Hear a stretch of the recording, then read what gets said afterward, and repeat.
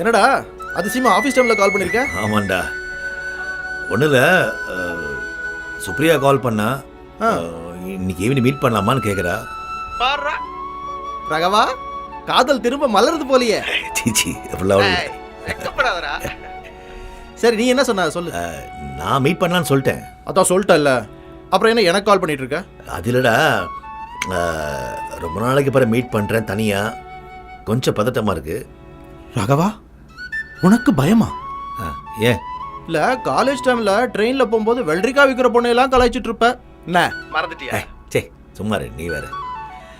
இல்லடா, அவ தனியாக கூப்பிட்றா, அதான் எதை பற்றி பேசுறதுக்காக இருக்கும் அப்படி இப்படின்னு ஒரே சிந்தனையாகவும் இருக்கு. டேய் மச்சான், நீ எதையாவது யோசிச்சு குழப்பிக்காத மச்சான். நேரில் தான் போய் என்னன்னு கேள. அப்படியா? சரி, ஓகேடா. டேய், அப்புறம் நான் ஈவினிங் போகிறதுனால நீ குழந்தைங்கள ஸ்கூலுக்கு போய் அவங்கள பிக்கப் பண்ணிட முடியுமா? அப்படியா?